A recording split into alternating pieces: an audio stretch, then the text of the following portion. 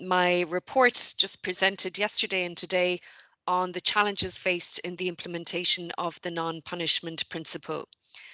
I am grateful to our co-sponsors of today's side event, Argentina, Philippines and Germany, all attending, and delighted to welcome our representatives here today. Thank you also very much to ICAT, the Interagency Coordination Group on Action Against Trafficking, for co-organising and co-hosting this event this afternoon. We are going to move straight into the proceedings and to give opening remarks. I'm going to welcome Ambassador Federico Villegas of the Permanent Mission of the Argentine Republic to the UN in Geneva. Thank you very much, Ambassador, and welcome to today's side event. And thank you for your continued support for the mandate and the work on combating trafficking in persons. Over to you. Thank you. Thank you very much. Good morning to all, and thank you for the invitation. It is a pleasure for Argentina to be working with the Special Rapporteur and her team and to co-sponsor this important event. When my country decided to ratify the protocol in order to prevent and punish the trafficking of persons, we decided to do so within, of course, the context of our human rights policy. It was a way of addressing an issue that was born within the framework of the combating transnational crime, but with a human rights objective and a human rights perspective. After we signed the protocol in 2008, Argentina had passed the law on the prevention and punishment of trafficking of persons and assistance to victims. And therefore, that law was able to incorporate all the different principles of the protocol. Specifically, regarding Article 5.2b on the participation as accomplice in a crime committed within the context of human trafficking, our law included a specific article that said that victims of trafficking should never be punished for committing any kind of crime that is a direct result of having been subjected to trafficking of persons. Therefore, for us, it's very important to have a worldwide perspective on the victim's vulnerability and the specific victim's situation when a trafficking of persons occur. And therefore, the vulnerability is a point that we should accept, means that many victims do not have the autonomy and the self-determination for executing certain acts that might be unlawful. So any punishment of victims of trafficking, it's in itself a human rights violation for us. And that means that we re-victimize the victims if we address their behavior with a punishment approach. And finally, there are certain new concepts that we have to deepen, like the asymmetry of power between the ones running the trafficking and the victims.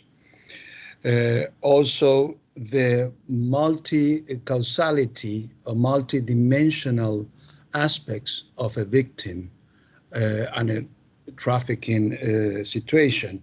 As we know, the asymmetries and the gender perspective, the pre-existing violence, for example, the lack of access to health, education, the discrimination for being a migrant or for sexual orientation. There are many, many other aspects that put the victim and the situation is not one side size fits all when we address the non-punishment of victims.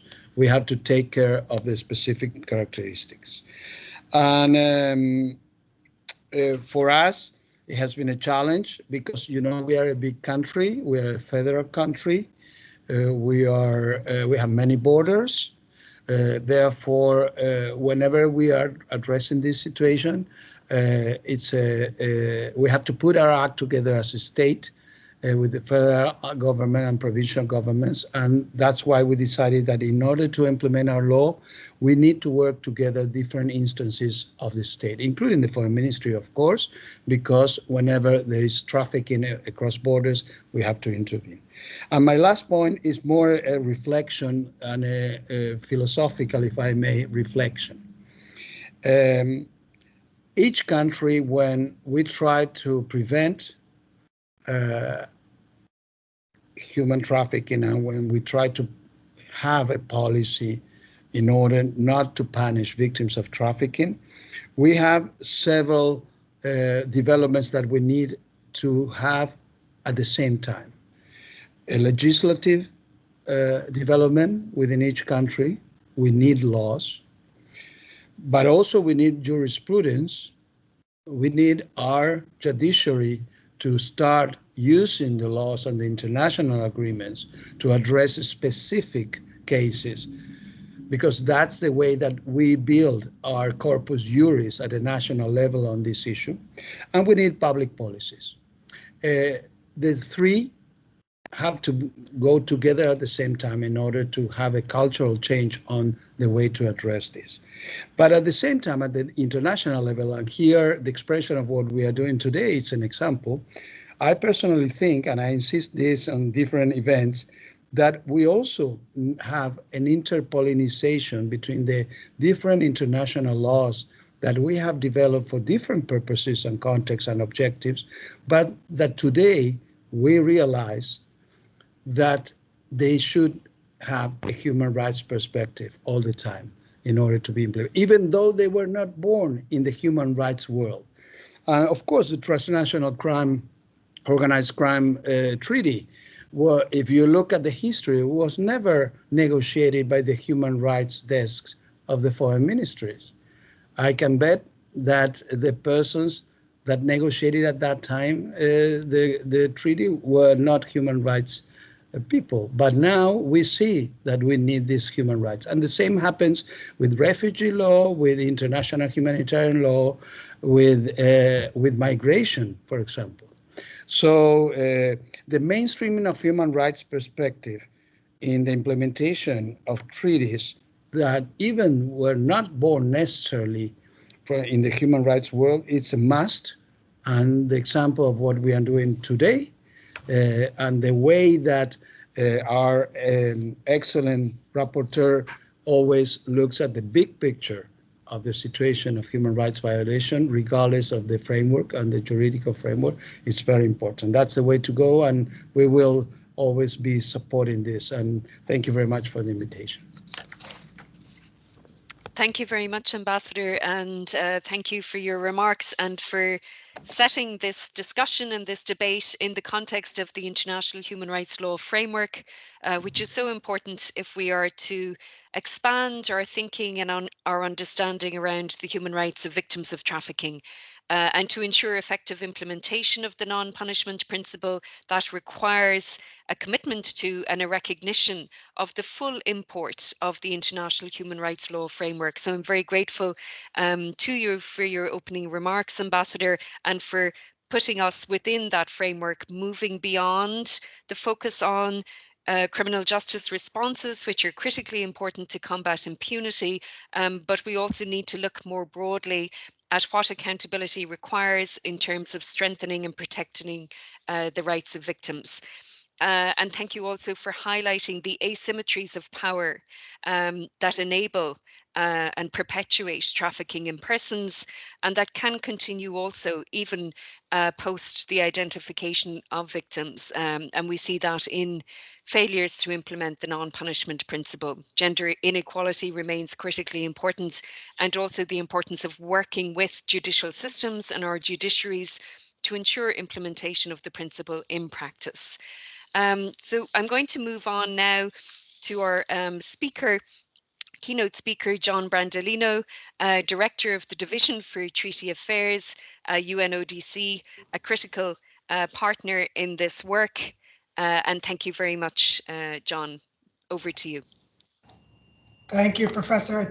I'm very pleased to be here today representing UNODC, not only as UNODC, but as the 2021 co-chair of the ICAT. This is a very fundamental issue, whether we see a trafficked person as someone who has done wrong or not. It's a relatively simple question, but the answer having very potentially devastating consequences for individuals. And so I wish to thank the Special Rapporteur and your office, as well as the permanent missions of Argentina, Germany, and the Philippines to the United Nations in Geneva for co-organizing this timely event with ICAT. Let me also take the opportunity to congratulate you, Professor Mullally, on your report on the non-punishment principle, which I hope will build a better understanding of the principle and promote its effective application across many jurisdictions. ICAT, the lead UN-mandated mechanism coordinating action on trafficking in persons and comprising almost 30 entities, has committed in its recent and first ever action plan to continue promoting the effective implementation of the non-punishment principle as a pillar of human rights and victim-centered approach to countering crime. The concept of non-punishment, as has been mentioned, entails a basic principle. Persons who have been trafficked should not be penalized for the illegal conduct that they may have committed as a consequence of their being trafficked. And this concept was present in the negotiations 20 years ago, leading to the United Nations Convention Against Transnational Organized Crime and the Trafficking in Persons Protocol, and has slowly become more explicit and commonly reflected in international instruments and guidelines stemming from United Nations entities, as well as an increasing number of United Nations resolutions, regional instruments, and recommendations from intergovernmental bodies. So we do see the principle being noted more and more. But nevertheless, its implementation, as has been mentioned, has been uneven at best, and the jurisprudence is not wide. So in 2020, ICAT published a policy brief as a succinct but practical resource to support concrete implementation of the principle at the national level. And I want to highlight briefly 4 key points of that ICAT brief. First, the non-punishment principle maintains that the interest of justice should be focusing on the perpetrators of the trafficking crime, not the victims. And what follows this principle is, of course, the need to safeguard the rights and support of victims, including protecting them from further exposure to trauma. And this, in turn, hopefully will help and encourage victims to report crimes committed against them and engage as witnesses in trials of traffickers. Second, arguments that a trafficking victim consented or willingly committed an offense must stop being used to deny victims access to measures and particularly of support that implement the non-punishment principle. And third, remedies are needed where trafficking victims have been unjustly penalized for illegal acts committed in connection with their victimization, such as enabling victims to have criminal records vacated. And finally, clear national policies and guidelines remain crucial to guide actors operating in the criminal justice system, but also in other processes that expose victims to possible punishment, including via immigration, administrative, and public order-related offenses. In our own work, UNODC seeks full implementation of the non-punishment principle as a core component of our normative and technical assistance work. And the recent UNODC model legislative provisions against trafficking in persons contain a model provision on non-punishment and include more than 30 examples of current domestic laws that seek to give it effect. We've also recently published a global analysis on the jurisprudential treatment of female victims of trafficking for sexual exploitation that have become offenders, including an analysis of how the non-punishment principle was applied in such situations. And these findings demonstrate how structural inequalities affect victims and the need to employ a gender and intersectionality lens in our analysis. We encourage all participants today to promote the practical guidance materials to read them and to implement them and to share them with the practitioners in their respective countries.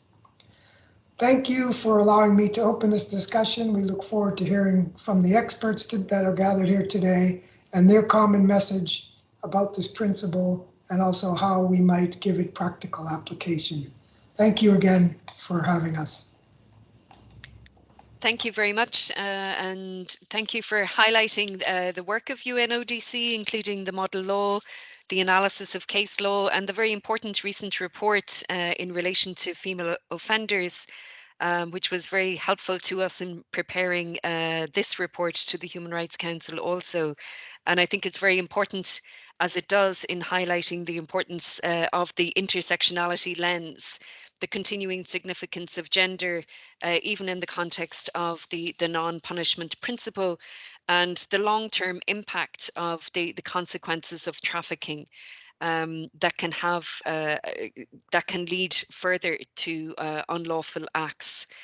So we're going to move now quickly to our panel, and we're delighted to welcome a fantastic group of leading international experts on human trafficking and specifically on the non-punishment principle.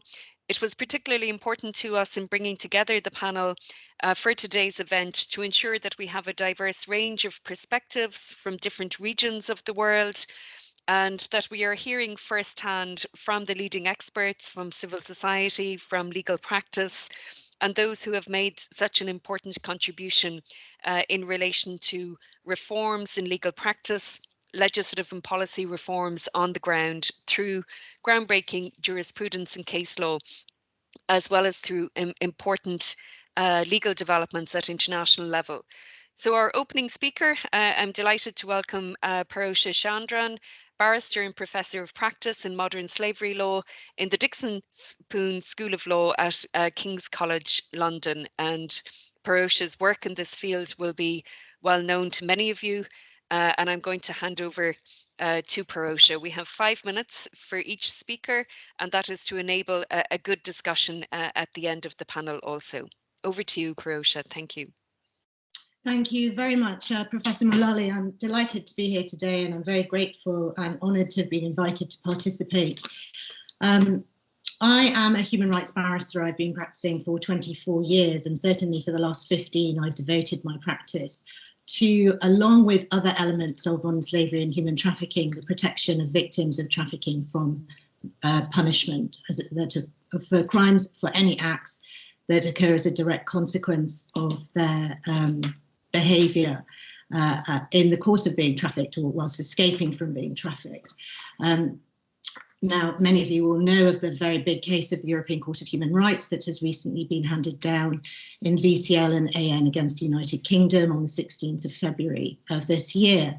I was counsel for AN, and so I'm going to talk about his part of the case and the findings of the court and what I think of it and how it all plays out. But before that, just to give very brief context in these 5 minutes, one of the big issues, I think, that happened when N's case, as he was then known, was heard in the United Kingdom courts back in 2011, because it actually took 10 years for him to have his case heard in Strasbourg and determined in the manner that it has been. And as you know, or may need to know, the findings were reached by the European Court of Human Rights. The United Kingdom had breached its positive obligations to protect him under Article 4 ECHR, which is the prohibition on slavery, servitude and forced labour, which includes, of course, human trafficking, prohibition per se, following the Roundtable judgment, but also that his rights under Article 6, which was fair trial guarantees in the criminal conduct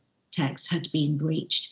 And actually the court, in making those two findings, awarded the highest ever damages that it has ever awarded in a trafficking case. And that was the sum of 25,000 euros, which I had carefully particularised on his behalf. And I mention this because it's sometimes not really noticed where we can actually link compensation claims with the right to justice. So I think what went wrong early in the criminal case in the British courts was that they discriminated against him as a victim of trafficking because of the form of exploitation to which he was subjected. Had it been passport offence or something that was non-drugs related, I think there would have been a different response. My expertise in considering that was when I brought the first non-punishment case in the Council of Europe region, actually back in 2008, the case of R&O, which was a young Nigerian girl who'd been prosecuted and penalised for using a false passport while trying to escape from her trafficker. I got her conviction quashed back in 2008 and an understanding by the domestic court that she was entitled to human rights protection and not punishment. In short, I think where the decision lies in Strasbourg comes from the fact that the competent authority in the United Kingdom, which was the NRM, the decision maker, the qualified body on trafficking identification, had reached a clear finding that N had been trafficked. He was found at the age of 16 in a disused commercial warehouse. The windows were bricked up, the door was bolted from the outside. There was about £500,000 worth of cannabis there. And yet he was prosecuted for being involved in the manufacture of drugs. So all the credible suspicions were there if anyone had been thinking about it or wanted to do the right thing, but no one did. He was told to plead guilty by his lawyers. The judge convicted him. He was put in prison for the time of his sentence, and he had a criminal conviction. So what had happened when I brought the appeal to the Court of Criminal Appeal, which was the first time that I got involved in the case, I pleaded the competent authority's decision on trafficking as well as other expert evidence to show he was a victim of trafficking. He was a child who had been recruited, harboured, transferred, transported, received for the purpose of exploitation. But the prosecutor did not want to accept that. An untrained prosecutor on trafficking did not want to accept that. They said that he was not a credible victim of trafficking, and that was parroted by the Court of Appeal in rejecting his case. So what this judgment really does for me is actually put everything, all the jigsaw pieces, another piece is now in the puzzle, which is it is a requirement on states to make sure that prosecutors are trained in trafficking identification, so that if protection does not occur earlier, which it should be occurring at the first point of detection by the authorities, and safeguarding responses should be taken, whether it's a vulnerable adult or whether it's a child. If the person comes to the point where they are being prosecuted, there should be proper assessment by prosecutors to consider whether or not this person satisfies the identification, and they should be removed from the criminal justice system for a chance to be taken, formal identification made by the NRM, and then a decision made as to whether or not they satisfy the test of non-punishment. Did it occur as a direct consequence of the trafficking, or were they compelled? And compulsion is to have a soft meaning, which means that were they under any one of the means at the time that the Unlawful Act took place. That's my 5 minutes gone. It's just a few thoughts, and thank you very much. Thank you very much, Parosha. We will come back to you with questions, and I'm sure there will be many specifically in relation to the challenges that arise in practice and how you managed to secure reform in the UK and what lessons can be learned from that.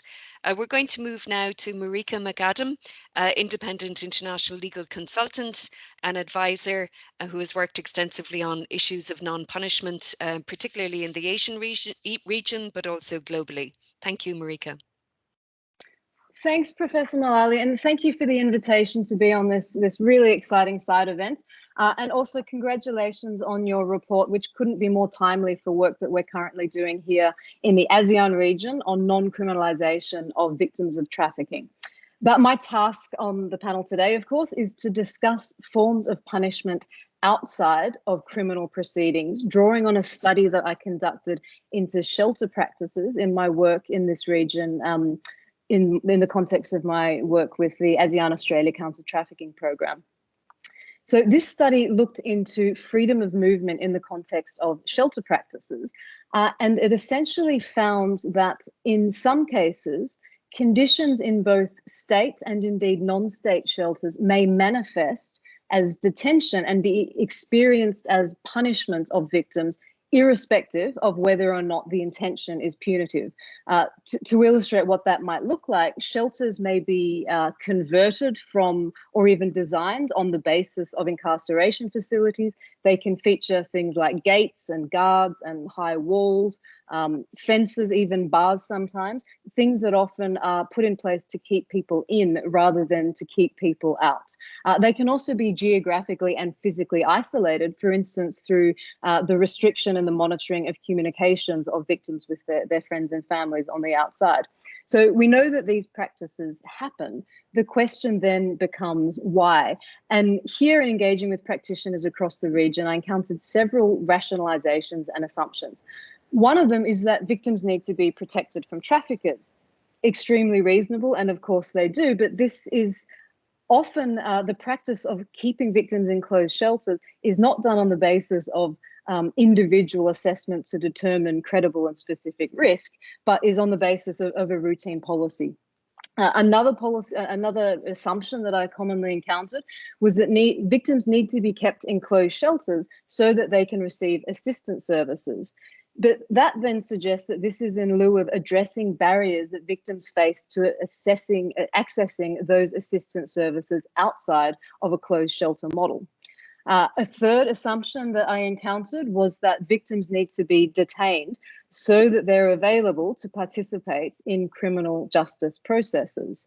Now, this, of course, is despite the fact that we know that prolonged detention in closed settings can weaken the testimony and the resolve of victims to participate. And it also points to the need to explore alternative options to achieving high quality evidence that doesn't require that interference with victims' rights in shelters. Furthermore, as well, Professor, the shelters and the practices that we see around them can even sometimes serve explicitly punitive purposes, as borne out, for instance, in some of the references that stakeholders would make to victims attempting to escape shelters, which is striking language that we often only encounter in the context of victims trying to exit the trafficking situation, not trying to exit the post-trafficking situation. And that overt punitive purpose is also evident sometimes in laws that allow for escapees to be pursued and then placed back in facilities for a period of time that's in proportion to the time they were at large, laws that criminalize assisting victims to escape, and indeed shelter rules and practices that are in themselves punitive. So what we have in essence, as in so much counter-trafficking response, is a crude spectrum that places on the one hand victims who are considered to be real victims or ideal victims and deserving victims on one side, and then on the other end of that spectrum we have simplistically put victims who are considered to be in some ways agents of their own downfall, who need to be rehabilitated and reformed from their own choices about irregular migration or irregular and illegal work. So I think several issues are at play here in why this happens.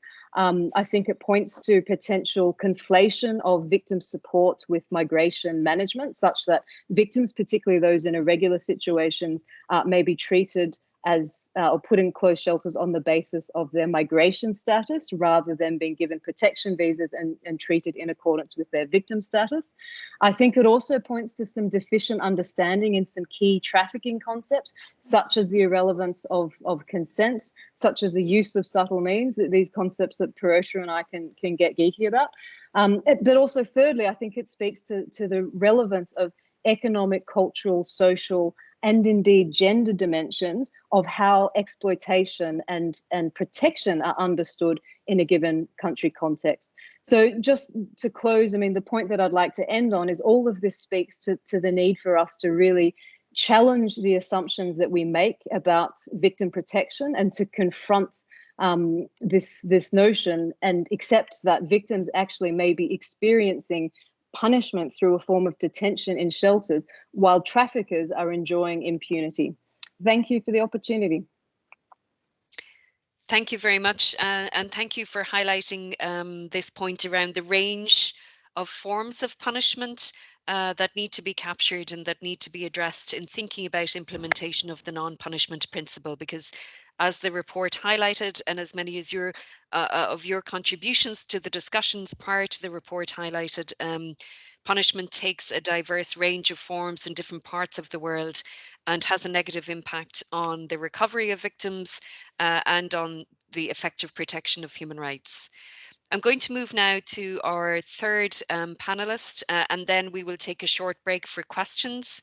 So moving now to, we're delighted to welcome Benyam Dawit Mezmour, a member of the UN Committee on the Rights of the Child and Professor of Law at Dullah Omar Institute, University of the Western Cape.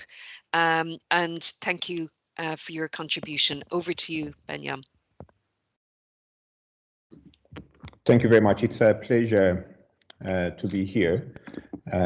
Congratulations on an excellent report. I also had the opportunity to engage briefly in February when you had the consultation. As the Committee on the Rights of the Child, we actually have two important documents that are relevant for the non-punishment conversation that we're having. The first one is that a couple of years ago, we issued guidelines on the optional protocol on the sale of children, child prostitution, and child pornography, because we found out that there were a number of misunderstandings, confusions, and also the way victims are being treated. So that was one of the motivations. The second is we also adopted a general comment on child justice, trying to take into account recent developments, but also how victims need to be treated. And it covers a whole range of issues from minimum age to diversion to sanctions and so forth, so forth. Now, I will try to emphasize a few points in the 5 minutes that I have. The first one is that there is the bigger picture.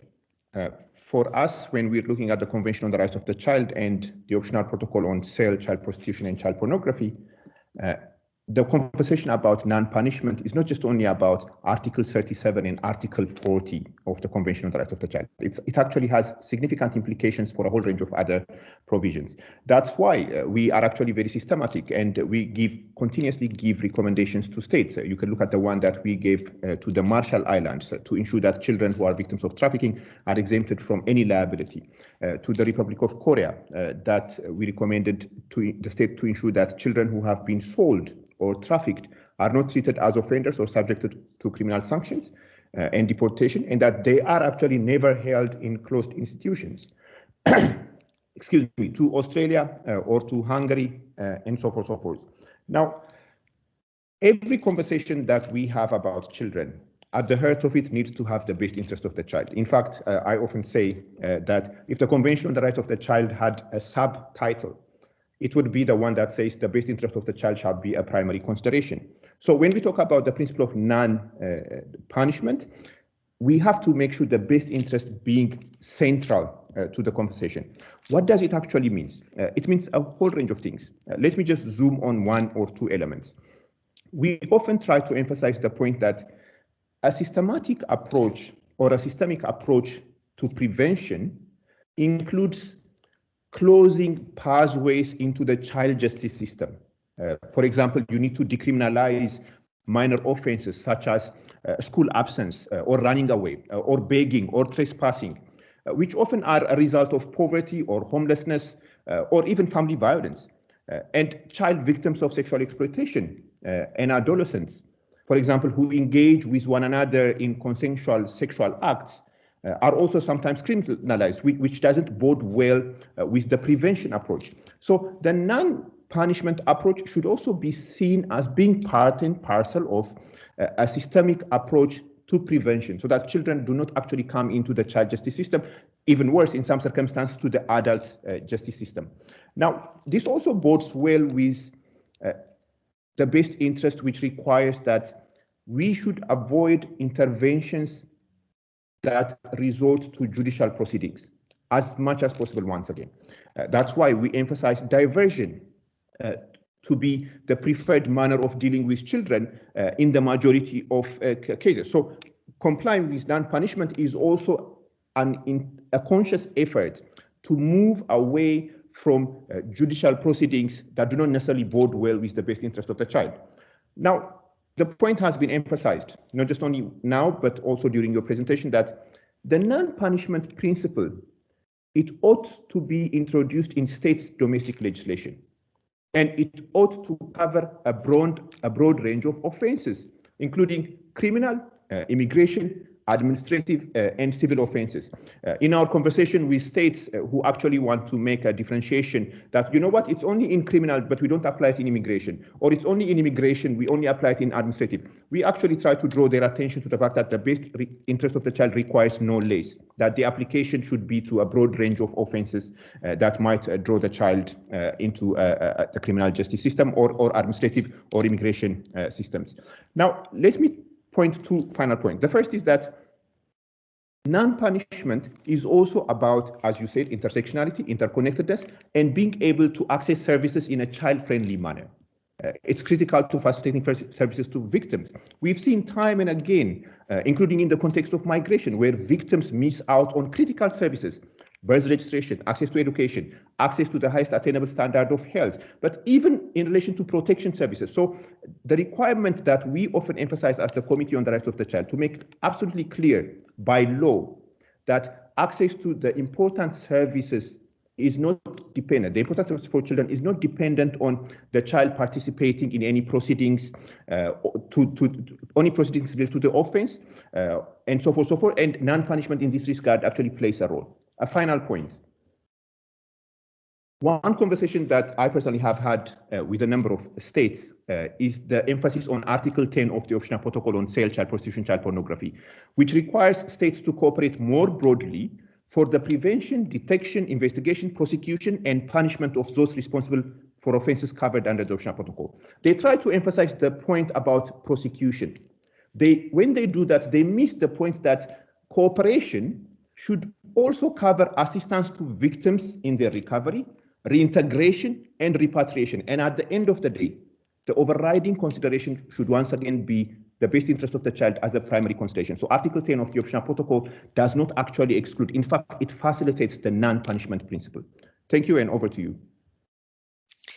Thank you very much, and thank you for highlighting the relevance of the Convention on the Rights of the Child and the work and jurisprudence and practice of the Committee on the Rights of the Child, which I have incorporated into the report also and was very useful in highlighting the committee's practice.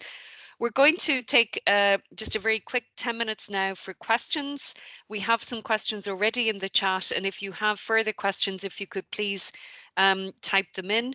I have a question here from Susanna Hoff from La Strada, particularly around continuing imposition of fines, detention of victims, criminal records not being expunged or lifted, and the accommodation in closed shelters. And the question is, what more can be done? What can civil society, what can NGOs do beyond advocacy and litigation to try to ensure more effective implementation of the non-punishment principle, including in relation to those practices? Another question from Steve Harvey. I'll take maybe three questions together. How do we ensure that the first responders, and the reference is specifically to investigators and prosecutors, we do have prosecutors in the room, how can we ensure that they are implementing the non-punishment principle? And perhaps if I can throw in one or two other questions. One of the continuing issues that arises in regions affected by conflict is the question of child soldiers. Perhaps for Benyam, in the context of the work of the UNCRC, looking at the Dominic Ongwen case, how does that affect the implementation of the non-punishment principle? How can we ensure its more effective implementation in the context of children affected by conflict, recruited into armed conflict, in those settings where forced criminality can be highly controversial and contested? So those are three quick questions, and I'll go back to the panelists. Who would like to kick off? Parosha, please. Thank you, Professor Mullally. Well, what about excellent questions. Coming to firstly Suzanne's question about what more can NGOs do to assist. I mean, the role of NGOs is absolutely critical.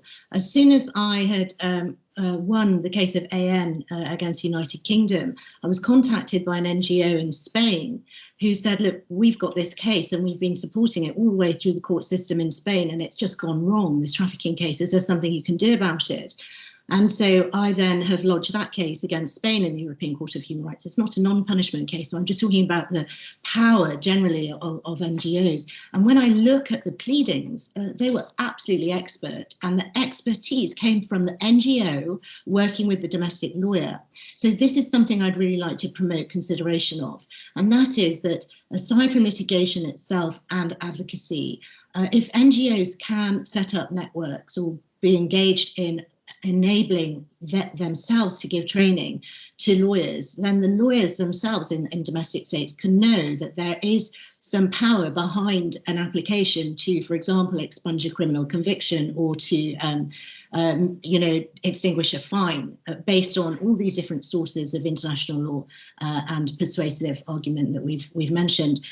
Coming to the prosecutors aspect, well, I've also been involved in training prosecutors and judiciary for Council of Europe and OSCE for over a decade, as well as the British judiciary. And not everyone is trained. Not everyone knows the trafficking definition. Not everyone knows how to apply it. And so the job is still not yet well done. And that's not that those who are training are doing a bad job, but the reach of the training is not far or extensive enough. And actually, to be frank, there is politicization of this context, and we know that. So let's just be honest about it and open about it. And there are prosecutors and there are judges who don't want to apply it. So there again, it's really critical that defense lawyers are well trained in understanding it. And again, the role of NGOs or the role of any of the organizations that Steve Harvey's talked about or worked with, I mean, really, we're all still together in this and we'll give support. Child soldiers, that's such a controversial issue. Of course, we're now looking at ISIS cases and recruitment, including of children who have gone abroad. It's not our role to make a distinction between who is a worthy and unworthy victim. There is a legal definition as to whom is a victim of trafficking. It needs to be applied. And when that application of the definition is made, there then needs to be an assessment as to whether or not the test for non-punishment is met. So it's a two-part process. What we need to have in this case, these cases, is a willingness to enable access to identification schemes on human trafficking.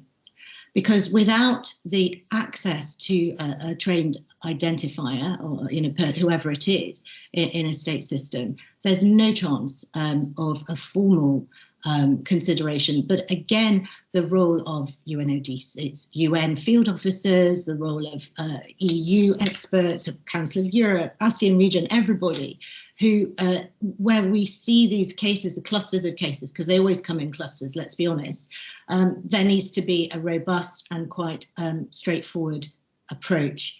And that's the other thing I just wanted to mention here. One thing that we see non-punishment doing when it's not applied is disguising or camouflaging trafficking trends. So if we can look at all of the cases with universal application when it comes to protection of human rights as well as legal rights, then we can start uncovering actually what is actually happening and start looking at who the perpetrators are and start to actually attack those who are at the core of all of this. And they are the criminals, they're the traffickers, and they're the ones who continue to abuse. Thank you very much, Parosha, and for highlighting also the importance of the principle in terms of combating impunity and targeting the perpetrators, as you note. Marika, would you like to comment or respond to the questions?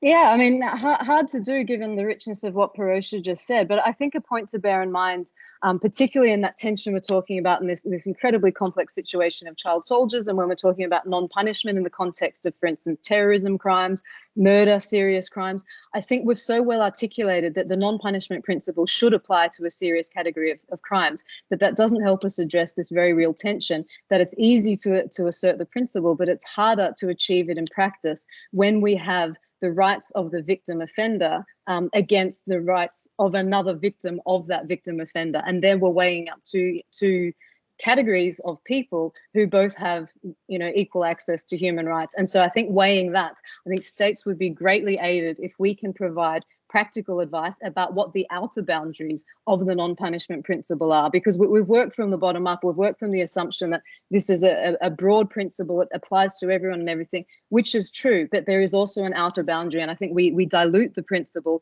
if we don't get really brave about offering some guidance about where its boundaries are. Pirosha spoke extremely well about the role of prosecutors and judges. So perhaps just to add to that, I think we've all on this panel done a lot of training of police officers, but what one is confronted with when we think about the non-punishment principle is a potential byproduct of this emphasis that we've all been pushing for specialization of law enforcement. So what that means is that we are training trafficking police, but trafficking police are generally, they know they're dealing with victims. So the police that we need to be engaging with are those who are going in to investigate drug-related crimes or to investigate, in some countries where sex work is illegal, those types of crimes, so we can equip them with the understanding that in addition to that role, there's this other thing and there's this other community of people who can support them, so we can more meaningfully apply the presumption that when in doubt, a person may actually be a victim, and here are the steps to take. But if we keep on training the already trained, we won't make it very far in gaining ground here. Thanks. Thank you very much. And to conclude, Benyam, would you like to respond? Yes, thank you very much. I echo very much what was just mentioned by my co-panelists, but let me mention 2 or 3 things. One is one of the challenges that we are facing. This is applicable particularly in the context of smuggling, trafficking, immigration, and so forth. There is a significant disconnect between the child protection agencies on the one hand, and those that actually work in law enforcement on the other. For instance, in the context of migration, the first responders, we have argued and tried to convince a number of states that those responders who are immigration officers, police officers, military officials, and so forth, they should be working closely with the child protection service providers. In fact, when it is actually about a child, the main first responders, as much as possible, should be the child protection service providers. So that's the first point. The second point is that, particularly again in the context of migration, we have tried to emphasize the important role that firewalls play. Unless and otherwise, those firewalls are actually in place. The point that I mentioned earlier about being able to have access to services becomes a significant problem. And in this regard, I think non-punishment plays a very important role in facilitating access to services, and firewalls are absolutely critical. Now, let me come to 2 or 3 points in relation to the point about child soldiers. It's an excellent question. It's a very important question. In fact, this week, the Special Rapporteur General, she just presented her report for 2020 and issues about the link between children involved in armed conflict, the 6 grave violations, and exploitation, abduction, trafficking are actually central to it. You would recall when we had the conversation with the experts in April, we tried to emphasize those points. Now, the first point, there is a lot of politicization that is unfortunately going on. Whether it's about the children in Syria, whether it's the children in Somalia, whether the children in Boko Haram that are accused of association with Boko Haram and they're in detention, and the manner in which we want to deal with them often misses the point about the child rights-based approach. Absolutely. The second point, beyond the politicization, the politicization is not just only at the national level. Politicization is also permeating its ugly head in the resolutions that are being adopted by the Security Council. There are some useful ones. There are also some not so much useful ones that have been adopted that do not emphasize the role that the child protection services needs to play, how the Convention on the Rights of the Child should be at the center of the way we actually deal with these children. The Convention does not make a differentiation between those that are actually at home with their very nice environment with their families as compared to those that have been recruited, exploited with a group that has been designated as a terrorist group. Now, the third point is that when we deal with non-punishment, and the association of children with armed groups and so forth, age always plays a very important role. We're dealing with emergencies. So the presence of birth certificates, the presence of a child-friendly age determination process and so forth are often missing from the picture. So the rule that often says, when in doubt, when there is no conclusive evidence about the age of a specific young person, it's better to err on the side of assuming that the person is below the age of 18 than assuming that the person is actually above the age of 18. I leave it at that. Thank you. Thank you very much, Banyam, and thank you for highlighting also the importance of age assessment, which is critical in terms of access to justice also for child victims. There are a number of other questions coming in, but hopefully we can come back to those at the end. And I'm going to move on now to our next panelists to continue the conversation. So we're delighted to welcome Marcelo Colombo, Head Prosecutor, Specialized Office for Investigation of Kidnapping and Trafficking in Persons Cases, Protex, Argentina. And thank you to Marcelo for joining us and also for his contributions to the consultation on the report. Over to you, Marcelo. Thank you very much, Professor Chabon. Good morning, everyone. It's a great pleasure and an honor to be part of it and share this extraordinary panel. I have been a prosecutor since 2008, running a special unit devoted to combating trafficking persons in Argentina, basically providing legal and logistical assistance to other prosecutor offices throughout my country. And since 2013, I have coordinated a special net of anti-trafficking prosecutor in Ibero-America named RETRAM, which gave us the opportunity to share good practices and among members and speed up international legal cooperation. And the following insights will come from that experience and that expertise, of course. The complexity of the non-punishment principle shall not be underestimated. It presents high challenges in our region in its legal interpretation and scope, in the practical application, and needs a comprehensive understanding about how a person can become a victim of trafficking. Due to understandable time restrictions, I would like to focus in one specific topic in which I see and foresee problems and challenges in the application of the principle in our region.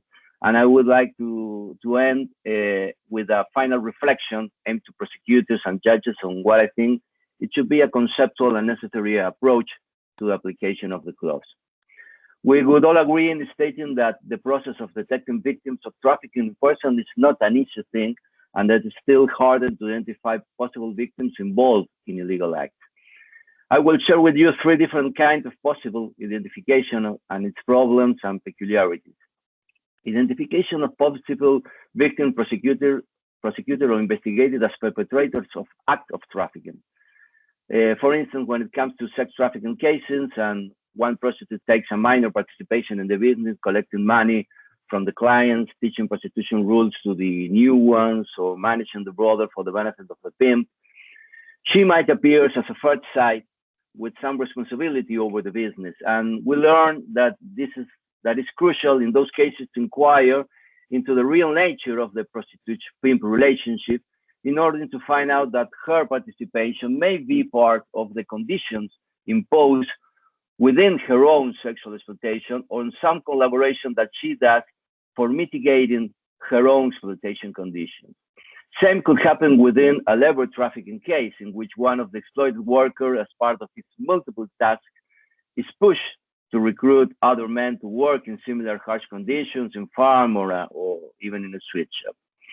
The second group is the problem we see is the identification of possible trafficking victims prosecuted or investigated as perpetrators of other types of crimes, not trafficking person crimes.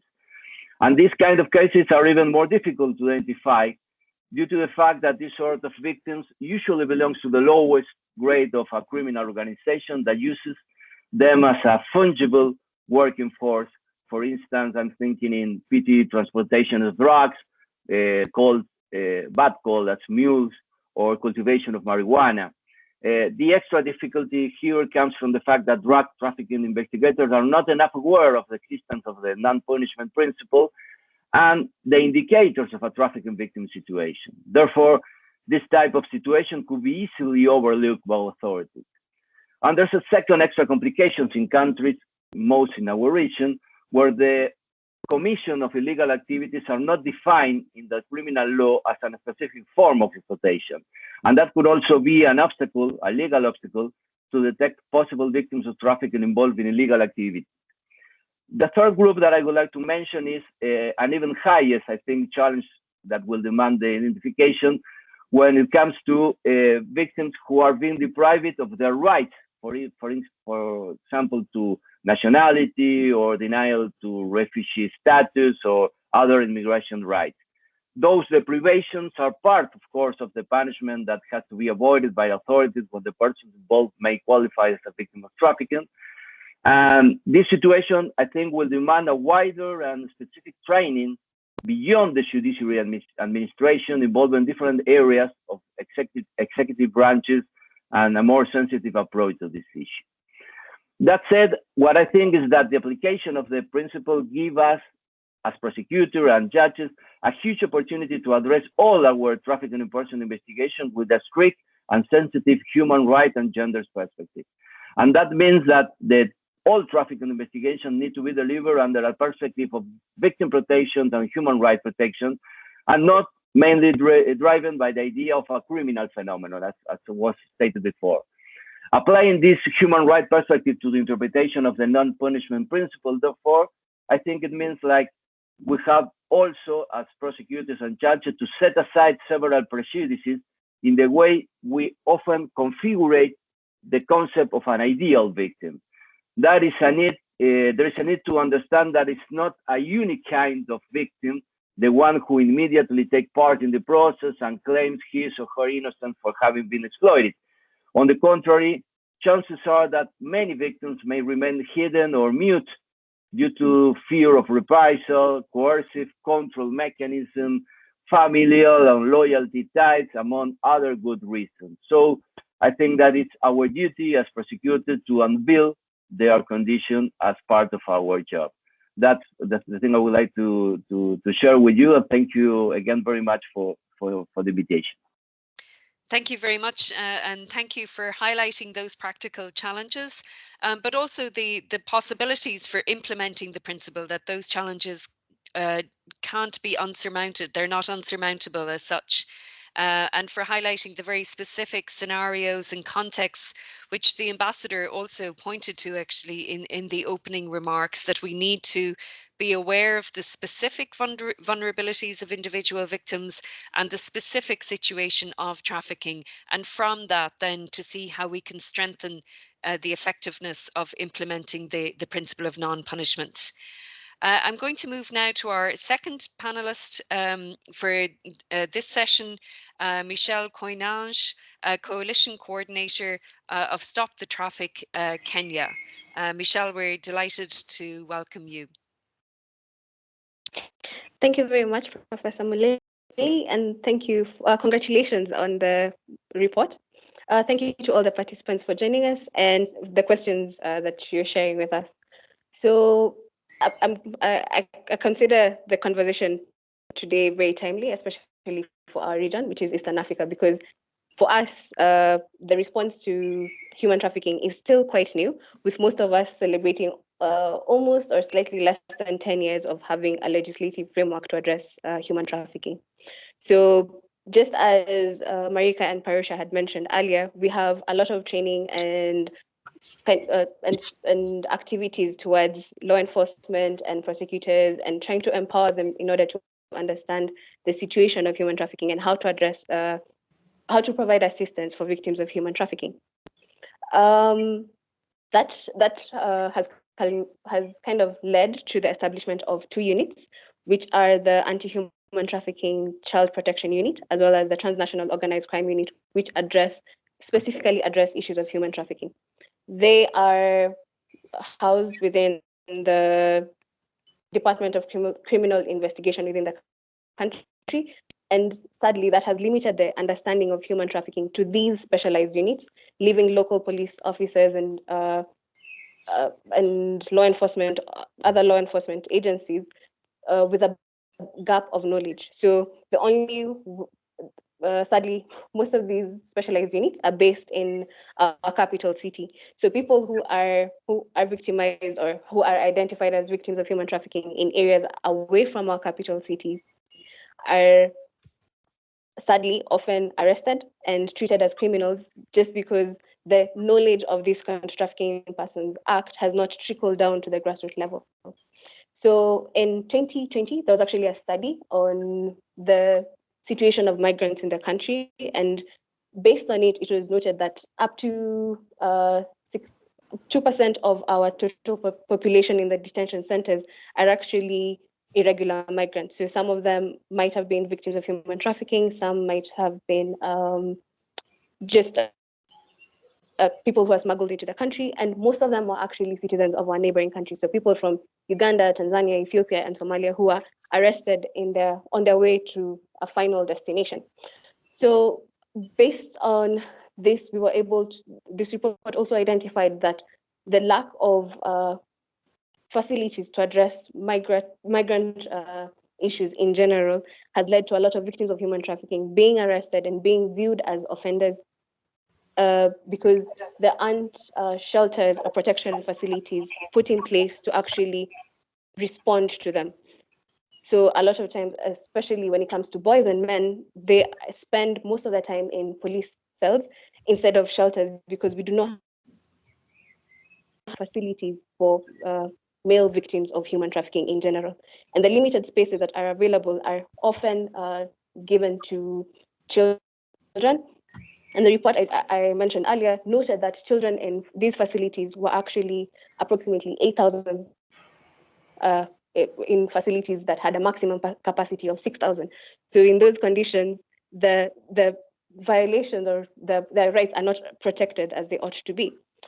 So basically, as I started earlier, this is a timely discussion, and I hope that seeing as our response to human trafficking is young, we can adapt and have and easily adapt the non-punishment principle in our context, because we already have a legal framework that protects victims of human trafficking and clearly states that they should not be penalized for being in the country illegally or for the acts or the illegal acts that they commit while being exploited. So we already have that legal framework, and it's been domesticated. So hopefully with this principle, we can actually go further into the implementation. So again, thank you very much for having me and for this opportunity.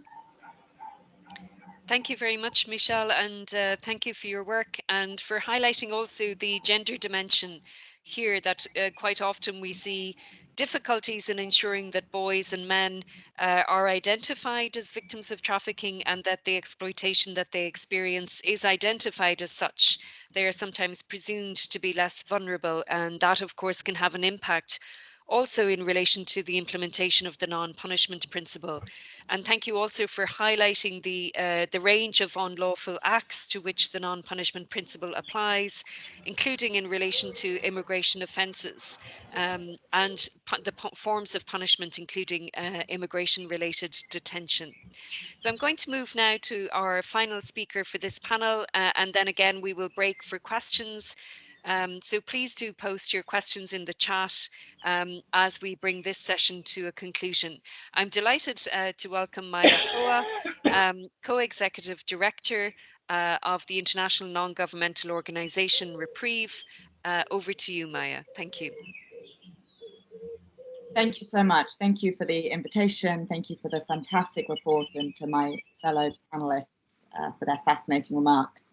I'm going to focus my remarks on some of the work that Reprieve has been doing, looking at the situation of individuals who are currently detained in northeast Syria and Iraq in the context of the war, so-called war against ISIS. Many of the individuals whose cases we've investigated, who we've met with, we believe to be victims of trafficking. And to our knowledge, they have not only failed to be assessed and recognized by states as such, they have also been subjected to a range of harsh measures, forms of collective punishment, all of which we think would be in violation of the non-punishment principle if they were to be recognized as victims of trafficking. So I'll start with just a snapshot of what we have learned through the work that we've been doing, particularly in northeast Syria, but also looking at cases of people in prisons in Iraq. We know that there are currently a majority of children in detention camps and prisons in northeast Syria. And then the largest number next are women, and then there are men. And Reprieve, through our work on individual cases, also visits to the region and investigation into ISIS and the methodologies and strategies that were adopted by the group, has found patterns of systemic trafficking by ISIS of particular vulnerable groups. So just to give an example, in the context of the UK, we've looked at the British families who are currently detained in northeast Syria, in particular the women in the camps. And we found through an analysis that over 60% of them, 63% appear to have been victims of trafficking. We also know that nearly half of the individuals from Britain who travelled to Syria and Iraq in the context of ISIS were children at the time of their travel. So clearly increased vulnerabilities there. From the work that we've done into the cases of boys and men, that's been much harder because of access issues, which is something I'm going to come back to. But we have seen there too patterns of exploitation, children, teenagers, young boys being taken over or traveling to Syria and Iraq and are now being treated as terrorists and subjected to a similar range of punitive approaches. So the responses from states, to our knowledge, again, there have been no meaningful assessments done into any of the people who are currently held in these detention sites as to their potential status as victims of trafficking. And from the conversations that we've had with them, in large numbers of cases, what we have seen is that individuals were targeted because of specific vulnerabilities. They had their travel, if they've travelled from other countries, arranged for them by elements of this network. I think ISIS was effectively a trafficking gang for the purposes of sexual exploitation, forced labour, and other forms of exploitation, including terrorism. In addition to not recognising or not doing assessments of these groups of individuals into their status as potential victims, governments have also said that they don't have an obligation to look at them as potential victims. So from the UK, we received a letter in response to some communication from Reprieve last week where they reiterated that they have no obligation to identify victims of human trafficking who have been trafficked out of their territory and are currently abroad, which is something that we are seeking to address in our advocacy and litigation. We've also seen governments claim that terrorism or potential acts of terrorism do not fall under the definition of modern slavery. That's something that has been looked at by a court, and that was from a UK case that they've since revoked that position, but for a period of time, and we've talked a little bit about the politics of this, it's certainly the case that the Home Office in the UK was operating under an unwritten policy that they said that in the context of terrorism, we didn't have trafficking. That's an issue that obviously really serious for the groups of individuals currently detained in northeast Syria and Iraq. But beyond simply not assessing them to be possible victims, they've also applied blanket punitive measures, including citizenship deprivations in increased numbers, refusals to repatriate, and refusals to provide consular assistance. One of the consequences of citizenship deprivation, which is meted out on the basis of, to quote some of the language used in the UK, individuals having chosen of their own volition to co-locate with ISIS. They've not had any kind of process to assess, no trial or charge at this stage, but the British government has, in this case, decided that they travelled of their own volition, and therefore they're being stripped of their citizenship and denied the right to return back to their countries of origin. And this is the same in a few other states who have nationals in northeast Syria and Iraq. The consequence of this is not just the deprivation of citizenship, which is obviously a huge issue for the individuals, but also potential family separations, because you end up in circumstances where family members are no longer able to stay together because they do not hold shared nationalities, where governments have offered to bring back children who retain citizenship and who they perceive to be innocent but not considered bringing back, or in fact taken steps to prevent the repatriation of adults who may well be victims of trafficking, and indeed in the majority of cases that we've looked at seem to fit the definition. I won't speak for much longer because I don't have much time, but I will say, in addition to citizenship stripping, refusals to repatriate, what is left is a circumstance where these highly vulnerable people, including victims of trafficking, are held indefinitely without charge or trial, subjected to conditions that have been recognised by courts as cruel, inhuman and degrading, and risking transfer to Iraq, where they would face torture, death sentences after notoriously unfair trials, or Syria, where they may face disappearance, torture and death.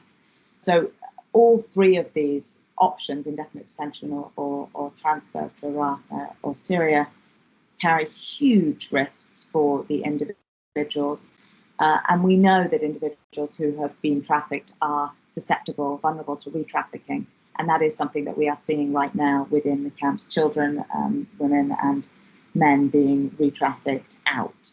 So it's a series of violations, definitely politicised context, and of course very complicated when one thinks about the need for prosecutions and accountability, which is huge in the context of ISIS and absolutely not to be denied. But I think going forward, we will have to acknowledge that ISIS used trafficking as a methodology, as part of its state-building project, that they needed to recruit women for domestic servitude, for sexual exploitation, for procreation, and indeed men, children, to build up the so-called Islamic State. And in such a context, we cannot but acknowledge that trafficking is a relevant consideration, and therefore that the non-punishment principle should be being applied, and it is not. Thank you. Thank you very much, Maya. And again, thank you for highlighting the different situations that can arise and the different ways in which the non-punishment principle is relevant also in the context of this conflict situation and the recruitment process. I'm going to open up now to questions. If you would like to, if our participants would like to post questions in the chat, and perhaps I could ask all of our panelists to turn on your videos again from both panels, because we have slightly more time just to conclude on this session. So thank you for that.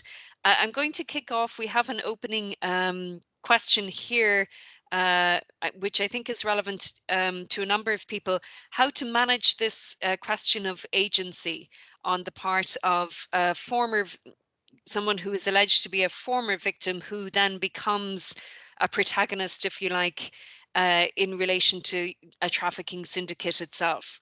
So again, this is something we discussed, a victim of trafficking who then takes on a key frontline role in the trafficking syndicate itself. And that question of agency or lack of agency. And I might go back to you for that first, Marcelo.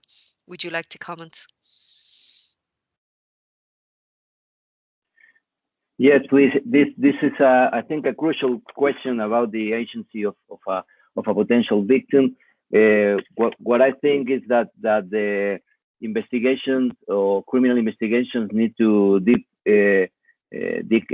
deeply in what I have said about the true relationships between a people and, for instance, and a prostitute, or the one who is exploiter and the exploitee, in order to know more about that relationship and to know about the conditions in which this person takes part in an illegal act. So, in order to understand which were the purposes, which were the conditions in which this person was engaged in illegal act, I think that it's crucial and it's critical, and I think it's one of the things we need to train our prosecutors to do. We need to train our judges, we need to train our police investigators in order to be aware of these sort of difficulties and peculiarities that this kind of situations, of course, it has.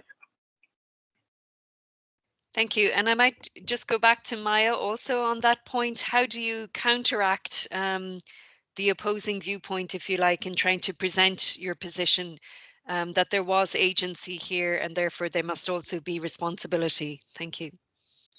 Absolutely, thank you. I mean, I think Marcelo's point is key, that we need to do thorough investigations, and we can only do that by taking an approach that brings people into a position where they are safe, they are no longer vulnerable to re-trafficking, and where, if they were victims of trafficking, and where the circumstances can be fully explored. In my experience of talking with the people who are detained in the context of the war against ISIS, they actually would like the opportunity to talk about the circumstances by which they ended up in the territory, but also then the other activities that took place thereafter. And I'll give one example from one of the teenager cases.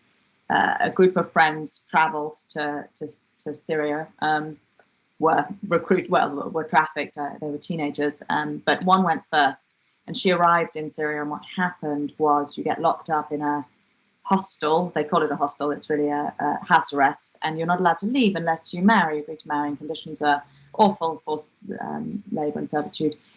And this girl, who was a teenager, she died during war.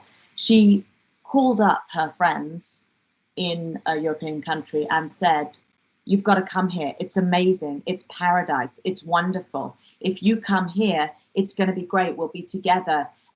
Everything's free." At the time when she was under house arrest and suffering pretty extreme exploitation and abuse, when I spoke to the girls who believed their friend, they said, it's the worst thing she ever did was tell us this. I asked, why did she do that? And they said, oh, well, she was told she had to, and, for various reasons. So you mentioned syndicate, that there are so many layers to this that will need to be unpicked in the context of trafficking and the terrorist project that ISIS designed. But I don't think that by acknowledging there are victims of trafficking, we are thereby saying they cannot also be accountable for other actions they may have taken and for their role in crimes, but also the way in which other people were recruited through them. So it is complex, but I don't think that's an insurmountable issue. And I don't think that anybody who works in this area is saying that we can simply, sort of signal victimhood and then not deal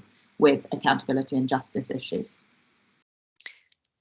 Thank you. Would any of our other panelists like to come in and comment on this? Because I think this is the key question that always comes up in debates with states, with law enforcement, this concern that we are somehow allowing others to escape accountability.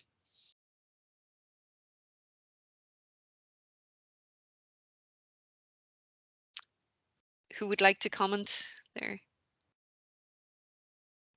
I don't have anything meaningful to say, but I really want to just emphasize that excellent point that Maya just made. I think she did a better job of explaining what I was trying to get at earlier and explaining the outer barriers. I think a lot of the conservatism around non-punishment is this fear that it's blanket immunity.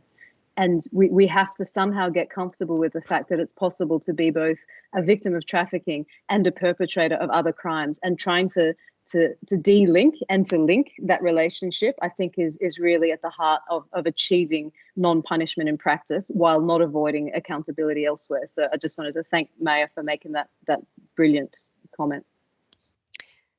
Thank you. Sorry, thank you.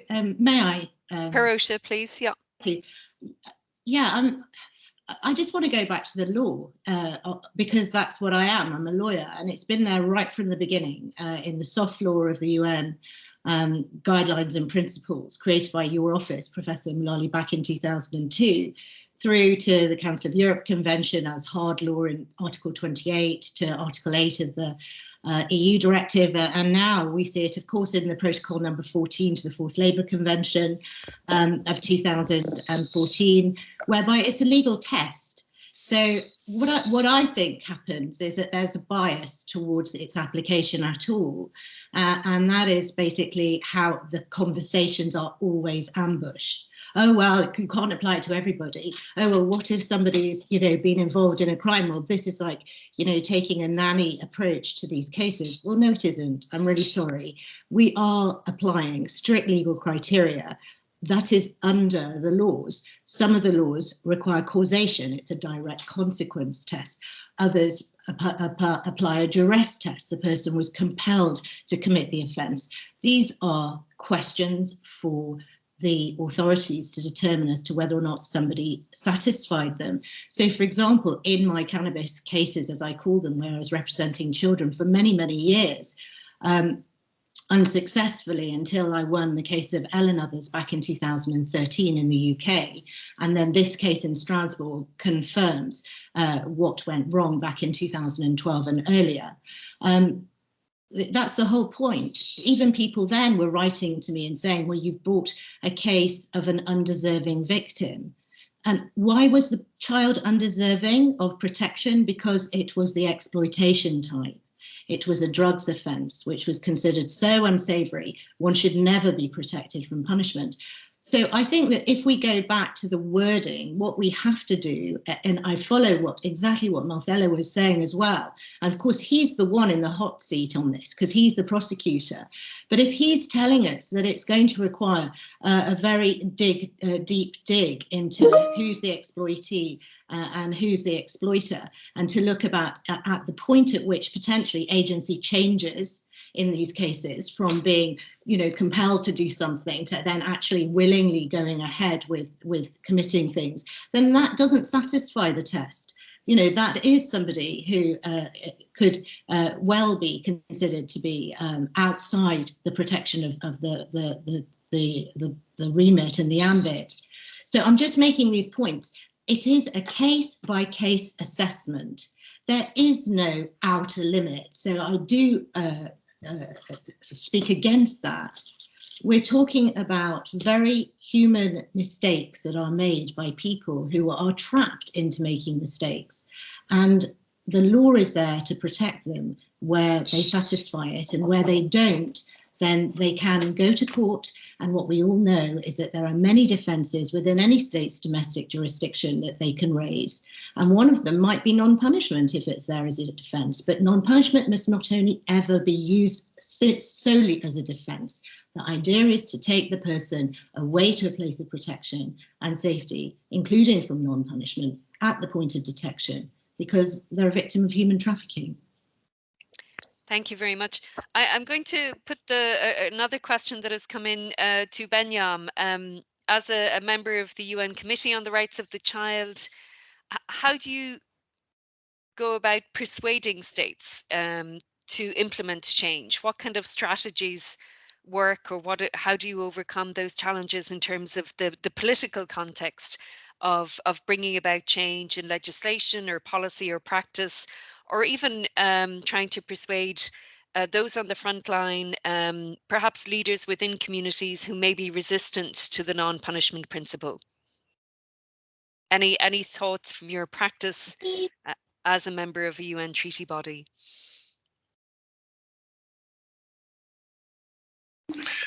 Thank you very much. Let me add two or three things. One is that most of the conversation that we do with states is based on the human rights framework. We're not winging this. We're not making it as we go along. The convention is 31 years old. It's going to be 32.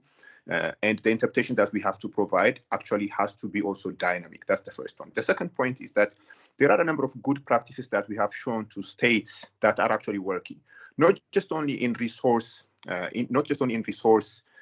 rich countries, but also in less resource-rich countries that we actually highlight some examples that they can draw from. The third point, I think, which is also important, is to emphasize the bigger picture. This is, as I said in the beginning, it's not just only about Article 37 of the Convention and Article 40. This is actually about a much broader range of civil and political rights and economic, social, and cultural rights. So sometimes the conversations have to gravitate in the direction of the global study on deprivation of liberty that states supported, the sustainable development goals that states are actually striving to move towards, and so forth. Now, a fourth point that I think I would be remiss if I don't mention is the following. States are often looking for good practices. Our engagement has to be as constructive as possible, but there is always room for improvement on the jurisprudence. If you look at the current ratification level of the third optional protocol on an individual complaints mechanism, I do believe that so far the cases that we have dealt with are mostly on migration, maybe on voting, on repatriation and non-reform, and so forth, so forth. I think there is quite a bit of room for us, even as a committee, to learn a bit more and develop our jurisprudence based on the third optional protocol that we have. A final point that I think I should mention is that in many instances, children are actually charged with adults. In those instances, when we try to invoke that the child justice mechanism has to be included, some states make a resistance because they say that this child is actually charged with an adult. We're not going to make that accommodation. So asking for non-punishment in those circumstances, even an additional ask that states are considering. And again, there are very valid arguments. One of the reasons why we actually increased the minimum age of criminal responsibility from 12 to 14 is because of the neuroscience, is because of state practice. And when we have conversations about agency, it's also important to look at what the science is telling us. Over to you. Thank you. Thank you for that. So law and science can help us in these debates. I'm going to just take one final question, and it is directly to Marika, and it's specifically on this question of the closed shelters from Geeta Sekon, and how to move beyond a very polarized debate in relation to the use of closed shelters, where the suggestion may be that community rehabilitation is too risky, particularly in contexts of sexual exploitation. So the suggestion being that the closed shelter is a protective environment and is necessary. And it seems to be very difficult to get beyond that polarized discussion, as we see in other contexts. So I think this is relevant more broadly also. Marika, thanks. Trust Geeta to throw challenging questions at me. Well, it's an interesting one. I think that tension is not just in this context, but I think it echoes throughout all of counter trafficking. And I think it's also an invitation to, again, interrogate some of the assumptions. And on this, I find it really striking that a lot of practitioners expressed this fear that people were going to escape and return to situations of sexual exploitation, particularly women and girls. Less fear was expressed about people returning to non-sexual forms of exploitation. And I think that there's a lot to unpack there about the cultural and the economic and the other dimensions that inform our understanding about people's choices.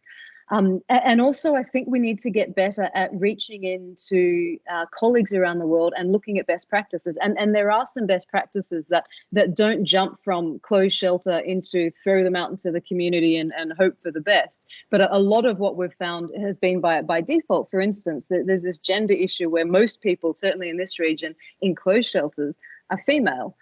And that speaks to a lack of services available for men. But what has happened as a byproduct of that is that men have been out in the community, or in some cases, the shelter models that are designed for Asian women have meant that African women have had to have been in alternative care. And there's been a lot of good learning from that. And particularly where we get multi-agency engagement, for instance, police engaging with shelters rather than just sort of outsourcing this responsibility for victim care. There's been some good findings, including examples of police saying, well, we need to engage with these victims because they're our key source of evidence. They're not going to engage with us unless we treat them like teenagers. So that involves getting them out of this weird shelter environment where they're being made to sing and sew, giving them some independence, giving them some fun, and giving them a phone rather than taking it away from them.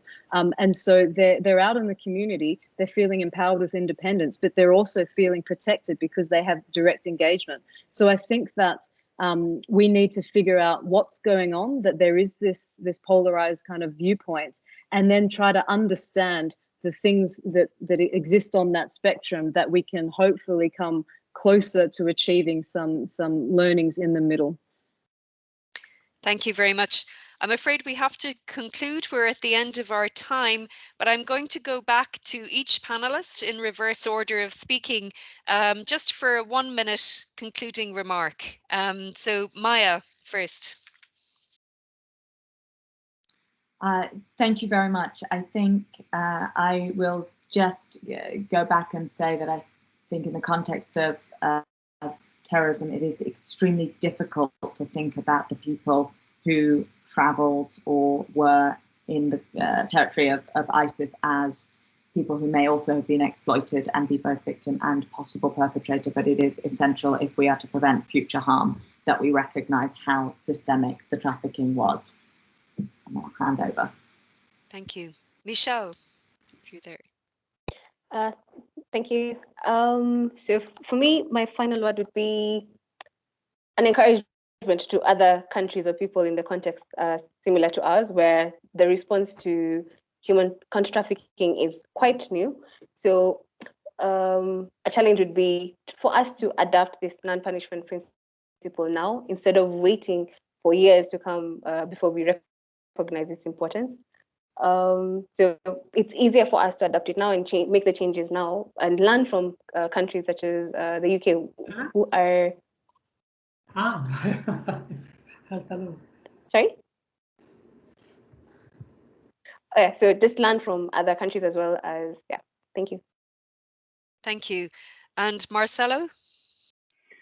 Yeah, just for ending, and I think getting back to my intervention, that identifying a possible candidate of victim is a real issue that demands to understand how a person can become a victim and which are the vulnerabilities we have to take into account, and which are the intersectionalities of that vulnerability that we have to, of course, to pay attention to in order to identify. Then we can discuss about possible agencies and about other discussions, but if we don't identify victims, we don't have the possibility of discuss any kind of agencies. That's my last point.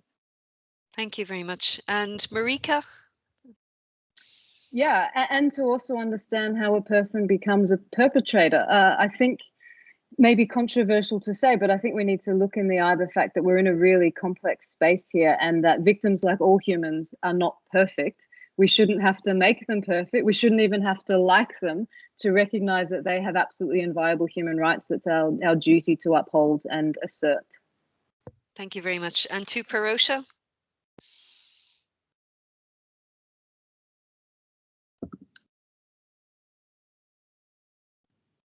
Can you hear me? Yes. Okay, thank you. So I just want to say again that we must not bar a category of exploitation or a category of victims from the universality now of the principle of non-punishment, which I think, you know, is becoming quite a clear principle of customary international law. When we do this, we actually need to appreciate that we're creating a perfect storm for traffickers to traffic with impunity, because they're one step ahead and they can see that if there are categories of victims who are exploited for a particular purpose, who have no protection under the law, then those are the exact victims who they will identify, groom, traffic and exploit again and again and again. So the non-punishment principle has a very important role to play in actually breaking down the business plan of traffickers. And it's a different aspect as well that should be taken into account. Thank you. Thank you very much. And thank you very much to everyone for those important concluding remarks. I'm going to bring the webinar and side event to a close. This point also marks the launching, if you like, of the report presented to the Human Rights Council yesterday and today on the implementation of the non-punishment principle. And although the report is complete and has been presented, I think it's important to note that it's really just now that the work has to begin in trying to promote implementation of the recommendations and effective recognition of the non-punishment principle, building on all of the work that you were already doing. So I hope that we can use this as a platform to strengthen our action to combat human trafficking, to protect the human rights of victims, and specifically to implement the non-punishment principle. I want to formally thank again Ambassador Villegas and our co-sponsors, Argentina, Germany, Philippines, and our co-host ICAT and UNODC. And a particular thank you to those in the background who've done so much work in bringing this together. Alessia at UNODC and ICAT, and Clara, Vanessa, and Federica from the Office of the High Commissioner for Human Rights. A huge thank you to all of you. Thank you very much to our panelists for such expert contributions and for your really excellent work. And I hope that we can continue working together. And thank you very much to all of our participants for many discussions and comments. The event has been recorded, so we will be making it available also after today's event to those who couldn't participate. So thank you very much. And I might just ask my co-panelists to wait on for 1 minute. Thank you.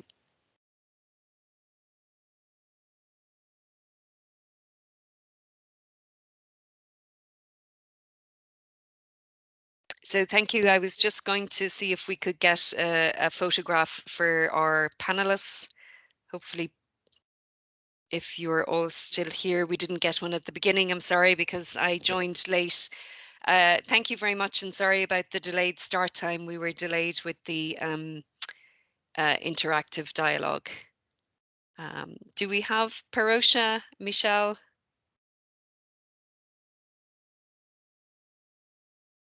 Can we take a quick photograph now? Hi, Michelle. And is Parosha there, I wonder? I'll just message her on the WhatsApp. Okay, okay. Thank you. That was a very useful discussion. Thank you for the invite. That was really amazing. I learned so much from everyone else. That was just fantastic. So, and well done. Hardly any tech issues. No, not really. And the timing was okay despite the delayed start. Yeah. And the online environment. Yeah, it's lots to discuss though, I think. Yeah. Yeah. But thanks for the opportunity to meet everyone. I hadn't met a few of you before. I'm so glad to know you now. Lovely to meet you. I'm sorry we're not all in person doing this, obviously. Going for lunch now. Hi, this is Alessia. Hi, thanks to everyone. It was really a great event. And thanks to Professor Mulali for the great moderation as well. So I'm not sure if Parosha will join, but maybe we can just take a picture and I can add her. I have several screenshots of her, so in case she doesn't join anymore, I can just do that. But in the meantime, if you don't mind to smile. Yeah. I'm just calling her now. So. Okay. Let's just wait a couple of seconds.